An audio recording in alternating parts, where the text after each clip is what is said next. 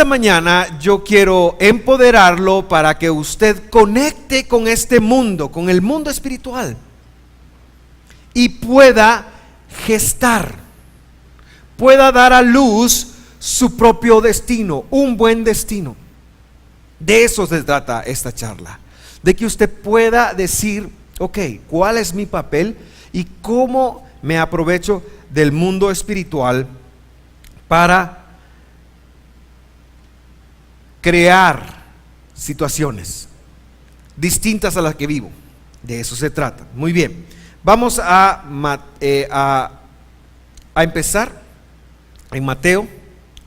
En un momento le pongo la imagen ahí de cuál es el versículo, pero antes de todo quiero enfocarme en el primer acto, en el primer actor, en Dios.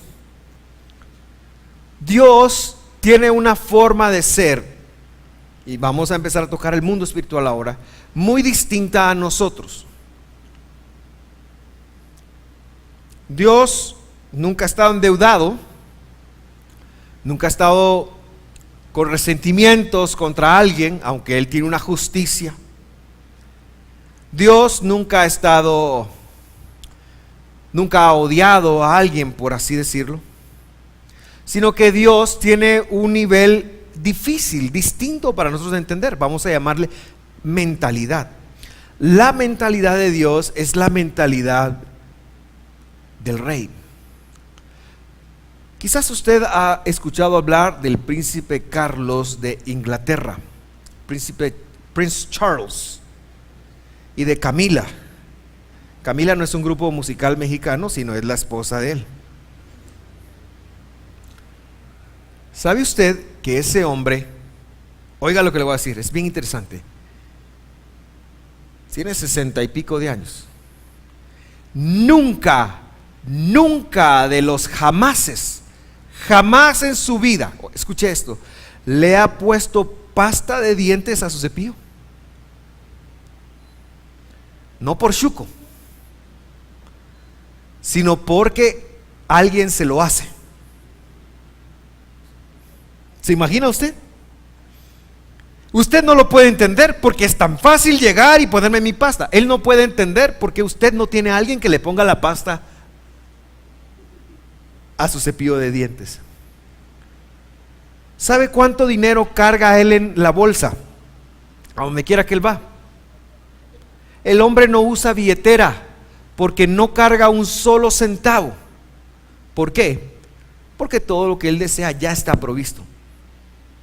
Entonces podemos deducir que el príncipe Carlos y yo tenemos un poquito de diferente forma de ver la vida, es decir, un poquito de mentalidad distinta. Si usted quiere conectar con el mundo espiritual y superar sus conflictos interpersonales, se va a requerir de usted un esfuerzo muy grande, un esfuerzo sobrehumano que sería imposible de lograr, pero que gracias al Espíritu Santo viviendo en usted, usted lo puede lograr, porque Él nos va a enseñar cómo. Lo que estamos a punto de platicar no se puede dar en el nivel de pensamiento humano, en donde queremos nosotros que el que nos las hace, nos las pague. No se puede dar en el mundo conflictivo de las relaciones, en donde nos enojamos, o en donde decimos que este me hizo enojar, o este me dañó, o me enfadó, o me marcó, o me humilló, o hizo tal o cual cosa para mí. Tenemos que conectar con el nivel de Dios. Tenemos que conectar con un nivel muy desconocido, muy distinto. Y todo esto para superar, por supuesto, nuestros problemas con las personas, pero también económicos y de toda índole. Todo lo que usted quiera hacer para crear una nueva realidad, se va a requerir que usted eleve el nivel de pensamiento, el nivel de mentalidad de donde usted está hoy al de Dios. Por eso nosotros tenemos que ser como Jesús. Por eso Juan, el apóstol Juan, dice que es necesario que el que crea en Jesús y quiera ser su discípulo ande como Él anduvo, viva como Él vivió, coma como Él comió, etcétera, etcétera, etcétera. Habiendo dicho esto, leamos entonces la escritura en el versículo 23. El reino de los cielos, por lo tanto, se puede comparar a un rey que decidió poner al día las cuentas con los siervos que había pedido prestado dinero, que le habían pedido prestado dinero. Lo primero que yo quiero que usted sepa para levantar el nivel de mentalidad es algo que probablemente usted ya hace y que este rey, refiriéndose a Dios, también hace. ¿Y qué es lo primero? Diga conmigo: hacer cuentas. Hacer cuentas. Hacer cuentas. Tenemos que hacer cuentas. Dios nos hace las cuentas, por ejemplo, una vez al año de lo que vivimos, y entonces ya Él emite cuál será el resultado del próximo año. Pero también, según el Salmo 11, dice que Dios es un Dios misericordioso, pero que se enoja cada día. Hay un momento del día, es una fracción del día donde Dios se enoja. Eso lo dice un Salmo, creo que es el Salmo 11. Dios hace cuentas. Dios es justo, hace cuentas. Cuando hablamos de interrelacionarnos, cuando hablamos de levantar nuestras relaciones, no quiere decir que vamos a obviar todo aquello que nos ofende o que las personas nos han hecho. No lo vamos a pasar por alto, no nos vamos a hacer los locos, no nos vamos a atragantar nada, porque todo lo que usted se trague un día se va a mostrar. ¿Me voy a entender? Emocionalmente también, todo lo que usted se trague un día va a salir, y no va a salir de la mejor manera. Entonces, es necesario reconocer e identificar cómo estás. Tienes que evaluar cómo estás con tus relaciones personales. Tienes que evaluar cómo estás con respecto de A, B, C, D o con quienes estás teniendo conflicto. Eso es algo que debes de hacer. Debes de poner tu corazón a la vista. Ahora, yo te invito no tanto a evaluar lo que te hicieron, sino cómo tú estás al respecto. Por supuesto que si alguien te traicionó, vamos a poner un ejemplo de traición. Nosotros los humanos, pero esa es una mentalidad distinta, tendemos a pensar: este me traicionó, por lo tanto este es un mal agente, por lo tanto es un traidor. Por lo tanto, cuando usted escucha alguna canción como "Oye traicionera, que yo me muera", ha escuchado ese himno, ¿verdad? Yo solo me sé canciones viejas, discúlpeme, no me sé Despacito ni nada de esas tonterías, pero las canciones viejas sí me las sé. Oye traicionera, que yo me muera, cuando yo me muera rogaré por tu alma, algo así dice. Pero tendemos a etiquetar y nos enojamos con la persona y respondemos inmediatamente. No solo hacemos un juicio, sino que respondemos. Eso no es lo que estamos viendo acá. Yo le recomiendo que usted vea sus cuentas, es decir, cómo usted tomó esa situación, cómo usted se siente. Pues me siento golpeado, me siento enfadado. Las bienaventuranzas dicen: bienaventurados los pobres en espíritu. ¿Ha visto esa bienaventuranza? Es una cosa que uno no entiende. Un pobre en espíritu. ¿Qué es un pobre en espíritu? Pobre en espíritu es alguien que es honesto con él mismo y dice: tengo deudores, me siento de esta u otra manera. Eso es lo primero que tenemos que ver. ¿Cómo reaccionó el rey? Vamos dando algunos pasitos. Mateo 18:27. Me cambio de versión, ahora está la Biblia de las Américas. Y la Biblia de las Américas lo pone de la siguiente manera: después de que hizo cuentas,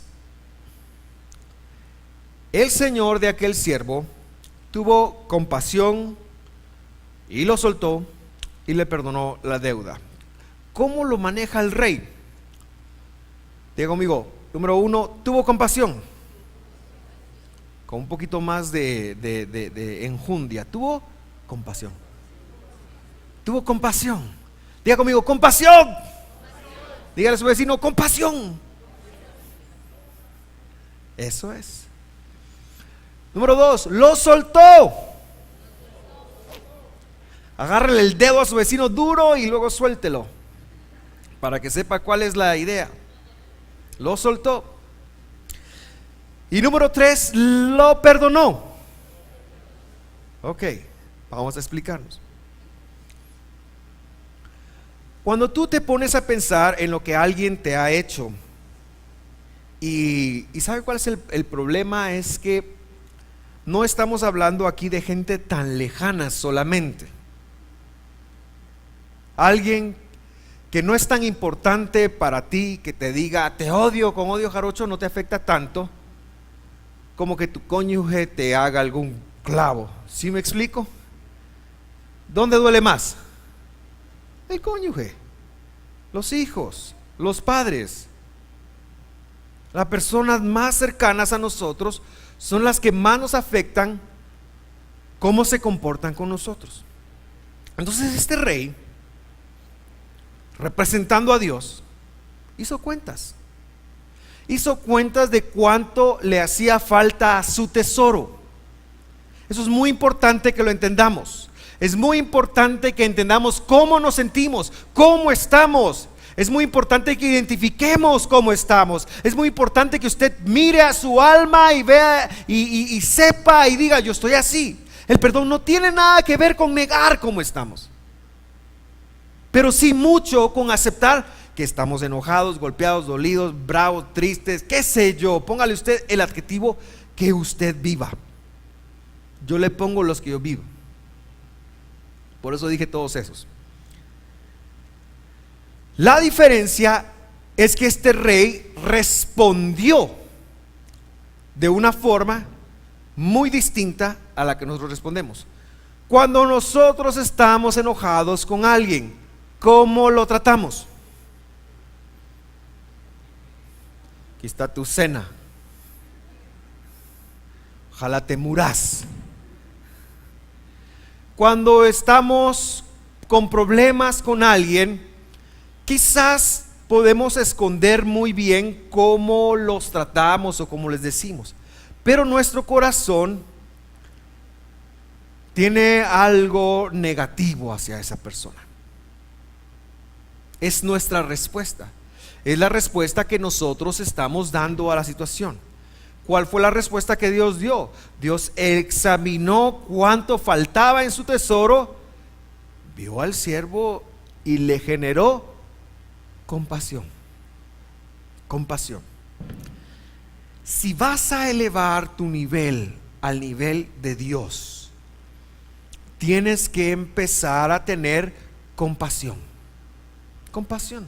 Ahora, compasión, ¿por qué? Si Él me dañó a mí, Él me molestó, Él me hizo daño, me hizo que me diera dolor.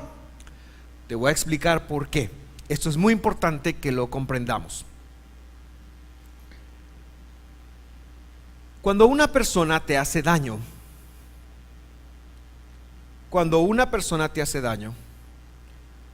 no puede, bueno, primero eso es un pecado. Cuando alguien te hace daño es un pecado. Vamos a hablar que un amigo me hizo daño. Él pecó contra mí. ¿Sí? Estamos claros ahí, ¿verdad? ¿Sabe usted que si esa persona va a pedirle perdón a Dios por ese pecado, Dios no lo va a perdonar?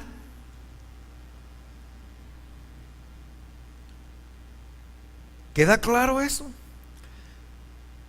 Si yo le meto una bofetada a Mauricio, hubieras volteado la cara, hombre, para hacerlo más impactante. Y luego me disculpo con Mónica. Cielo, discúlpame por la cachetada que le metí a Mauricio.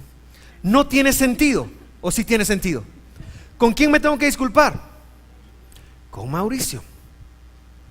Es decir, que cuando alguien peca contra mí y va con Dios, Dios no lo va a oír. Pobre de aquel que Dios no le escuche. Pobrecito de aquel que Dios no escuche.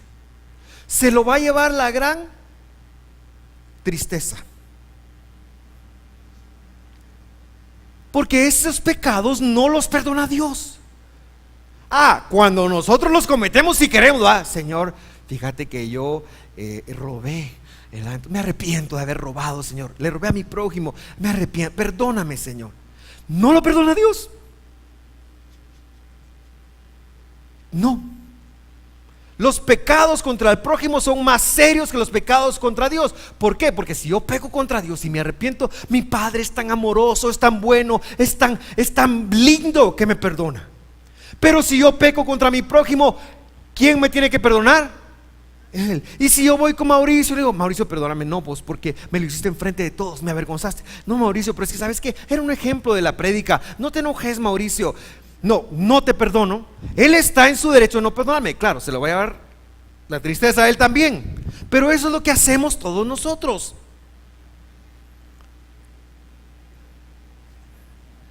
Entonces, cuando alguien peque contra mí, se lo va a llevar la tristeza. Le va a ir mal. De verdad, hermano, usted es tan importante para Dios que todo aquel que pegue contra usted le va a ir mal. Por lo tanto, es muy bueno que hagamos un alto y digamos, me da compasión. Me da compasión esta persona. ¿Sabe por qué no podemos perdonar? Porque no le damos lugar a la compasión. Sino pensamos que perdonar es solamente un ejercicio, una disciplina que decimos, yo perdono a tal hijo de su madre y lo perdono, yo lo suelto y yo lo hago. Pero lo hacemos sin compasión. Relaciones personales sin compasión son una receta para el desastre. Son una receta para el desastre. Lo primero que hace es que tuvo compasión. La segunda cosa, muy interesante, es ya un proceso. Dice que él lo soltó. Lo soltó. Imagínese tomarle la mano, no se lo voy a tomar porque ya se lo tomó una vez, pero tomarle el dedo a su vecino y empezar a seguir a su vecino por donde él vaya. Imagínese. Uno no puede hacer eso ni con el cónyuge, ni con los hijos. Piense en tomar a alguien de la mano y no soltarlo por las próximas 12 horas. Por lo tanto, si nosotros no actuamos en la compasión y no damos al siguiente paso, empezamos a vivir una vida de esclavitud. Cuando habla de soltar, habla de se metió a un proceso. Se metió a un proceso de dejarlo. Soltar es una decisión voluntaria. Es decidir quitarnos de la espalda a la persona que nos hace daño. Pero pastor, ¿qué si cada rato se me vuelve a montar en la espalda? ¿Qué si cada rato me ofende? Yo sé que esa pregunta está en su mente, ¿verdad? Yo lo sé porque yo la tengo. Pues por eso es un proceso. Por eso es un proceso que tenemos que tener compasión. Porque, por ejemplo, vamos a suponer que usted está así de bravo con su cónyuge o con un hijo. Pero yo le pregunto a usted, ¿usted quisiera que a esa persona igual le fuera bien o mal?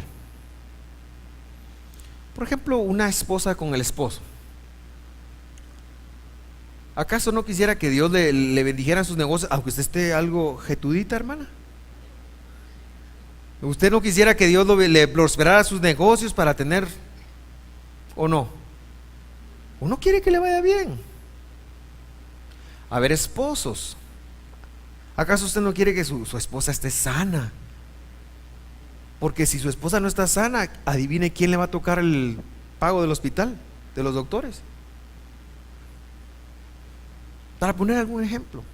Entonces uno quiere que le vaya bien. Por lo tanto, retener es dañar, aunque me estén dañando. Yo debo de aprender a meterme a un proceso. Por eso le decía, es imposible a menos que el Espíritu Santo no lo revele, no nos desafíe a levantar nuestra mentalidad a un nivel donde no está. No podemos ver esto desde el mundo físico, desde el mundo de lo que tocamos. No, tenemos que levantarnos a una mentalidad celestial, a una mentalidad del reino, a una mentalidad distinta. Y entonces aquí lo soltó. El rey lo soltó. Y la tercera cosa que el rey hizo, dice que lo perdonó. Ahora, perdonar en esta historia significa pagar. El rey ve la deuda, está en su tesoro. No va a recibir 39 millones de dólares porque se los debe. Se los debe la persona. ¿Qué hace? Él va a asumir la deuda. Él va a decir: lo voy a pagar. Ya no, o sea, si tenía pensado comprarse un yate con esos 39 millones, ya no se lo va a poder comprar. Él lo va a tener que pagar. ¿Me doy a entender, queridos hermanos? Perdonar es pagar. ¿Sabes una cosa? Las personas que te hacen daño no te lo pueden pagar. A veces nos atoramos en eso. Queremos que nos hagan sentir mejor, queremos que nos compensen, queremos que cambien de actitud, queremos que cambien de comportamiento, queremos que ya no se porten mal, queremos que hagan algo. No pueden, no te lo pueden pagar. Las personas que te dañan, las relaciones importantes, cuando te afectan, no te lo pueden pagar. Mucho menos si pecaron contra ti, porque ahora son deudores muy grandes y son deudores incluso con respecto a Dios. No te lo van a poder pagar. Son como este pobre hombre. No pueden pagar. Por lo tanto, si tú vas a levantar tu mentalidad, tienes que ser movido a compasión, aprender a soltar y entender que a ti, tú sí puedes pagar si eres rey, si eres reina. Si eres esclavo, no vas a poder pagar. Si eres como el príncipe Charles y quieres irte mañana a París, como quería Fabiola. Por cierto, Fabiola, qué buen splits. Voy a sugerirte para el equipo de gimnasia nacional avanzada.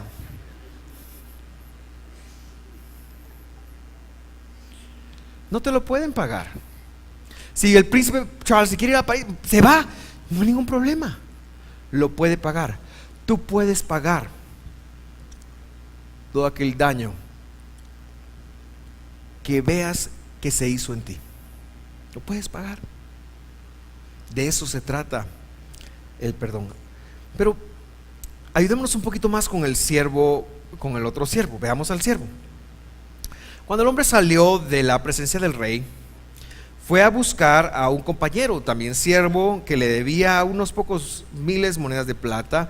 Lo tomó del cuello y le exigió que le pagara de inmediato. Esa es la mentalidad de esclavo. Así, pero no más salió del cuarto de oración donde Dios le perdonó, va y se encontró que los frijoles estaban quemados y dijo: mujer.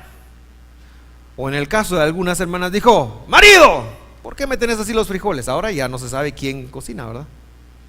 Ya hay de todo. Y está bien. A veces los estereotipos nos hacen daño, pero vamos a ponerlo así. Alguien sale de un momento con Dios, recibe una gran bendición aquí en la iglesia, y de repente en la tienda viene alguien y le hizo algo que lo molestó, que le hizo daño, que se enojó. Y en lugar de hacer el proceso, empieza a esperar algo de esta persona. Ten cuidado de lo que esperas de los demás. Cuando tienes expectativas de que los demás te paguen, te hagan sentirse querido, te hagan sentirte bien, te hagan estar estable, te hagan ser feliz, eres mentalidad de esclavo. Estás en modus esclavo. ¿Y sabe qué le pasa a los esclavos? Es muy difícil ser esclavo. Es muy difícil. Marca mucho a las personas. Trae mucha infelicidad. Lamentablemente, muchos creyentes en Jesús viven una vida de esclavitud. Ahí están enojados con medio mundo. Y siempre buscando quién la paga. ¿Quieres saber si tienes mentalidad de esclavo? Mírate si andas buscando quién la paga. Mírate, examínate. Si andas esperando que te hagan sentir distinto, mentalidad de esclavo. Bueno,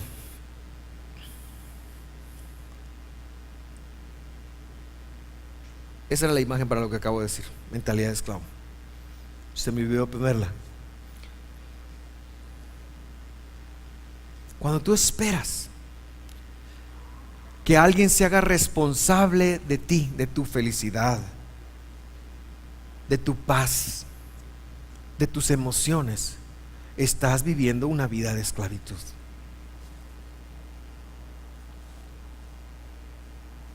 Ahora bien, había un tal Julius ahí, ¿verdad? Que era algo chismosito. Alguien dijo que era chismosito por ahí. Fabiola nos dijo hoy que Julio es un ángel de Dios, excepto a mediodía cuando no ha comido. Consejo, Julio, carga un sneaker siempre. Publicidad aparte. Pero el papel de Julius, es muy importante, porque es como Dios supervisa el mundo. Fíjate que si tú tienes una relación para con Dios, ten misericordia de mí, Dios te necesito, Dios deseo que me bendigas, que me prosperes, fantástico, está muy bien, eso está perfecto. Pero si tú tienes una relación hacia tu prójimo, háceme feliz, no me hagas esto, no hagas lo otro, haceme esto. Los ángeles, que son unos chismosos, como Julius, pues no chismosos porque no es que mientan, ¿verdad? Pero que es como Dios supervisa el mundo, van a hacer llegarle al rey la noticia.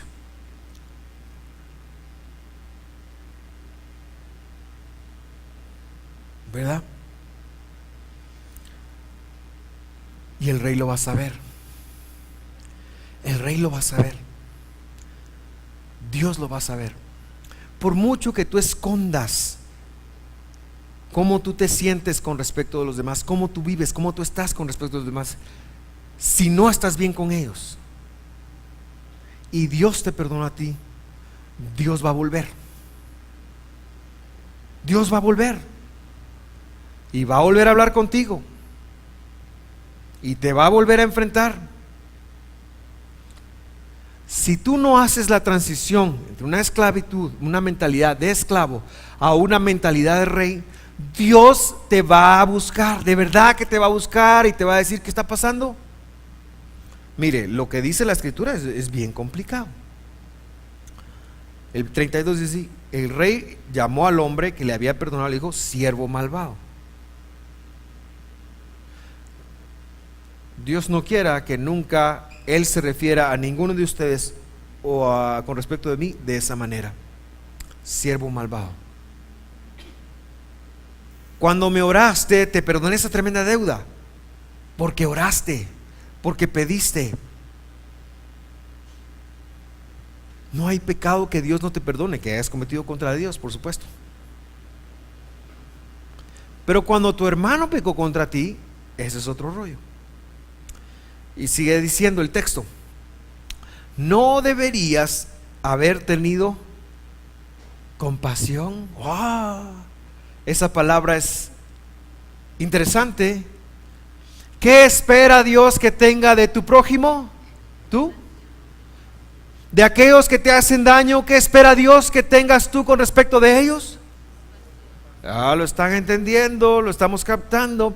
¿Qué espera Dios que tengas tú de aquel que te hace enojar, que te hace sufrir, que te hace llorar? ¿Que tengas qué cosa? Compasión. Compasión. Usted no ve que dice ahí, sí, mijito, está bien, yo sé que lo que te hizo es muy malo, está bien que estés bravo un ratito. ¿Qué espera Dios que tenga? Compasión. Compasión.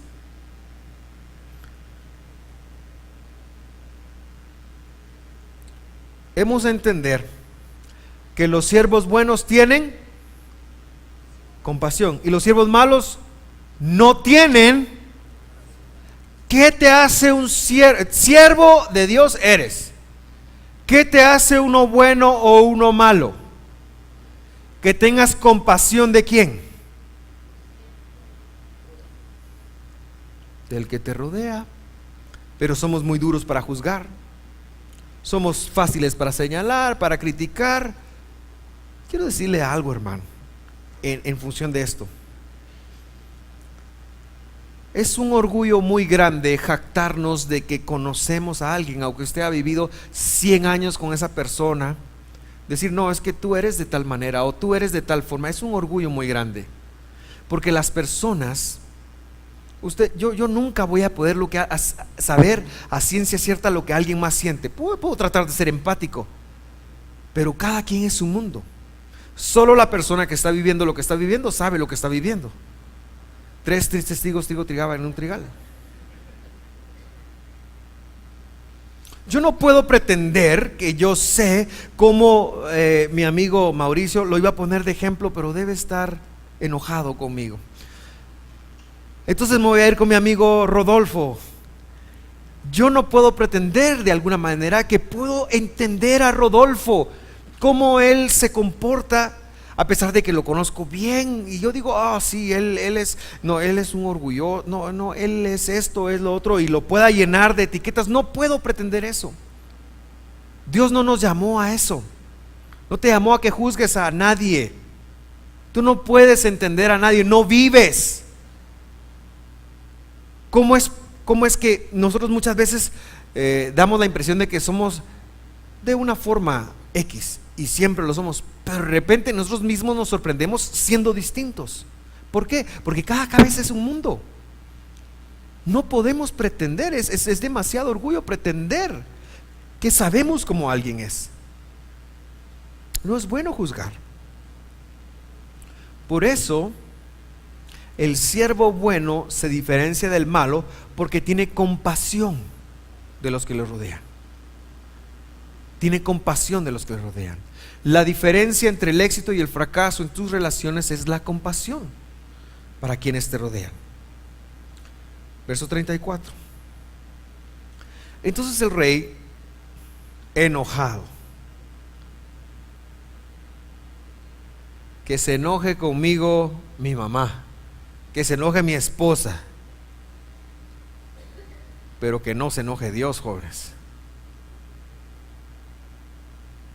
Que no se enoje Dios. Que no se enojen las pantallas tampoco, porque se van.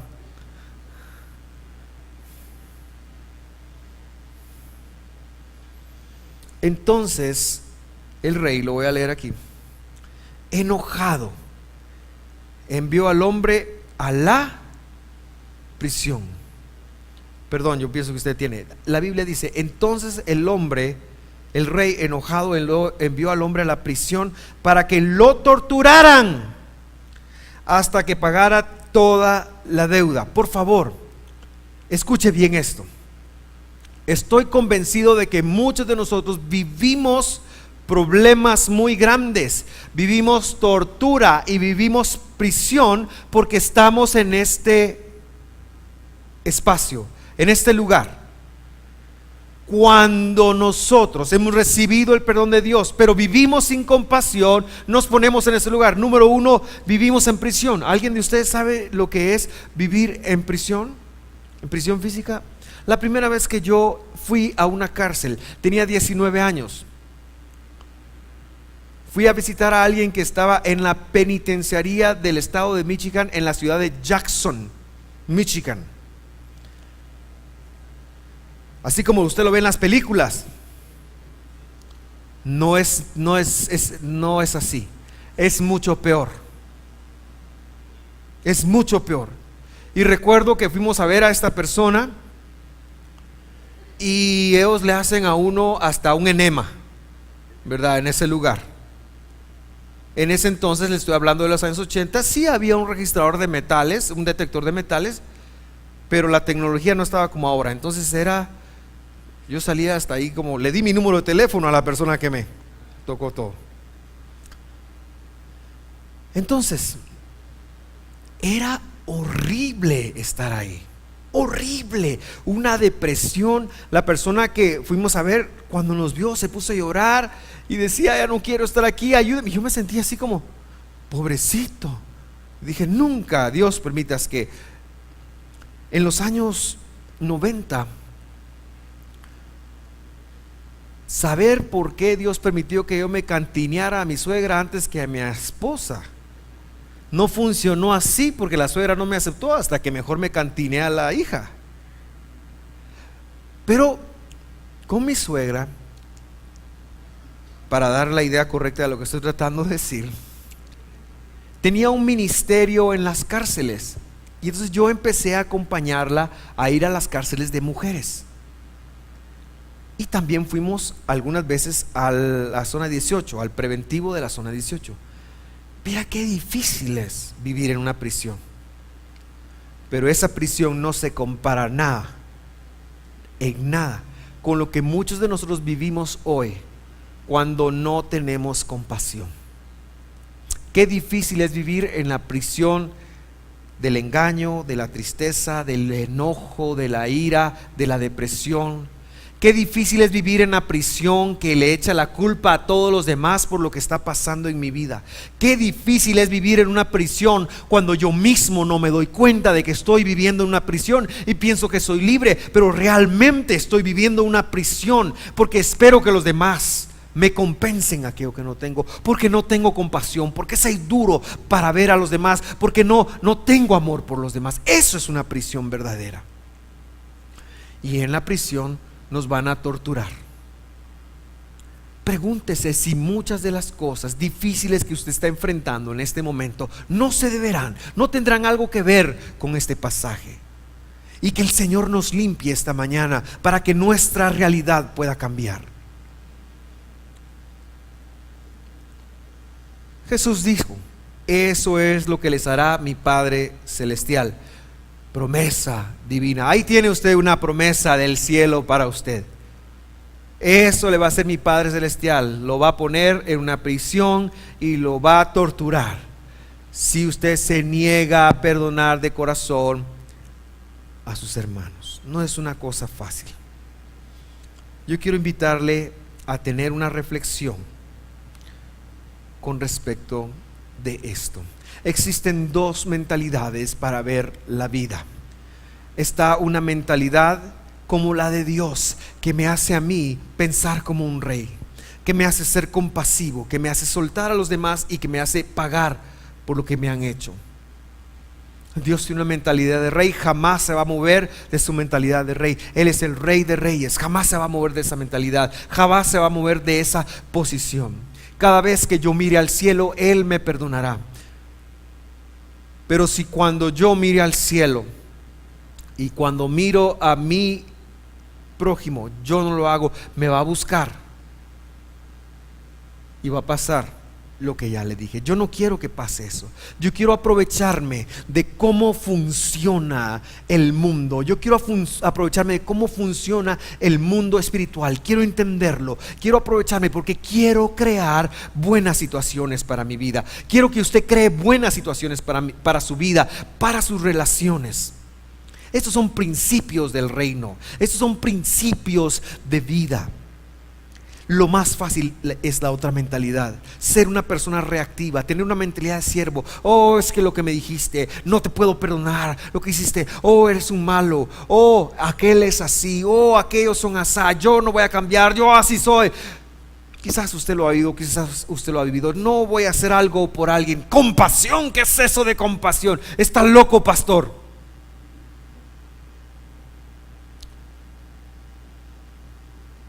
Hermano, yo quiero que seas libre.